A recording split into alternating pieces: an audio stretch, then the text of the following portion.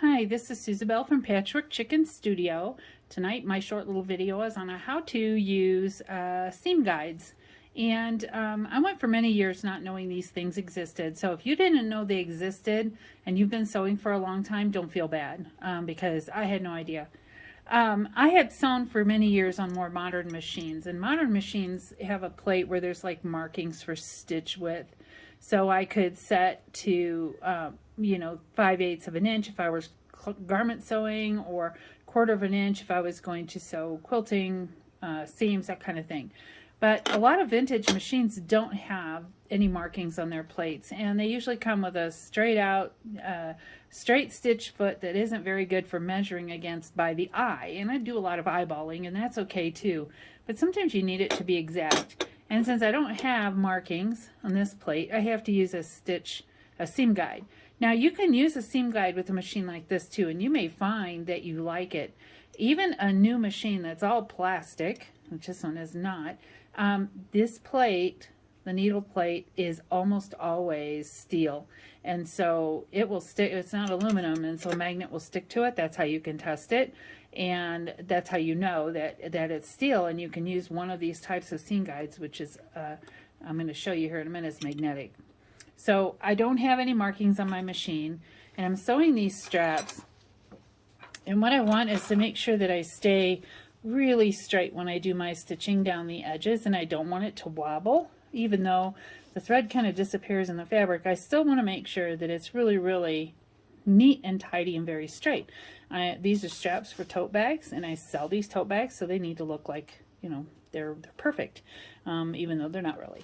So I use two different types of seam guides, and you've probably seen these in little kits that you've bought, or if you buy a box of stuff from, a box of sewing things from the thrift store or whatever, which is where I find a lot of mine.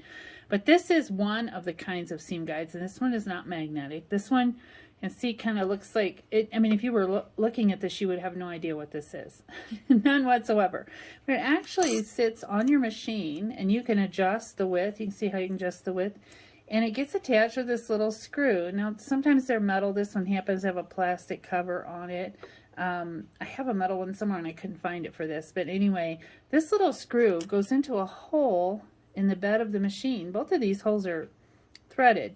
So with a Singer, and this one is a Singer, the threads are going to be proprietary, and you'll have to have the screw that goes with that works on a Singer, but on other machines it's not necessarily proprietary. So I want to set this seam guide so it's right here next to my presser foot, so that when I'm running my strap through, everything stays straight. And so to do this, I'm going to put my little screw in there. I'm going to start it, and then I'm going to move my seam guide to be where I want it to be. And it helps to put the fabric up here so I can kind of see what I'm doing. And you can see how I can move this. I could go really far away or right on the edge of the presser foot. And on the edge of the presser foot is where I want to be. So I'm going to go ahead and tighten that screw. So now this doesn't move. And I'm going to show you how it will guide. So I'm not trying to hold it straight myself. I'm letting the little seam guide do the job for me, so I don't have to worry about it. It's going to be a nice straight line. So that's great. That's one kind. These are nice and sturdy, and they don't move unless the screw gets loose. And you'll see some other kinds of them, like this one. You notice that flat tip is a lot wider than this one. So they come in different kinds of styles depending on what machines they go to.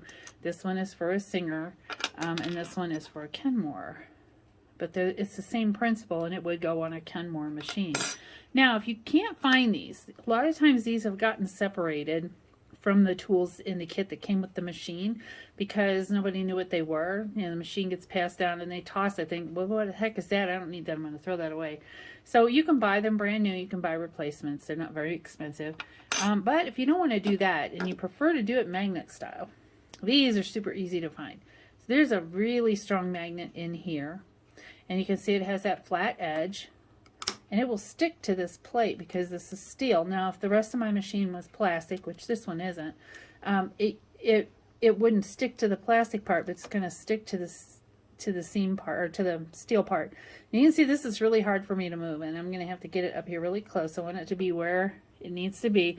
And you want this magnet to be strong. You want it to be this strong because It needs to stay in place so when you're moving the fabric by accident, it's not moving it out of place. So this one works the same way. I can just keep my fabric right next to that edge, that magnet, and it's going to run through straight. Isn't that cool? I think it's cool. There's little tools that do all kinds of things we never thought of. And this is one of those. So this is a magnetic seam guide, and you can buy these online or anywhere at a sewing machine shop or a fabric shop. And then there's the ones that came with the machine, which is this one that screws into the bed. And this would have come with the original accessories, but you can find replacements online. Thanks for watching.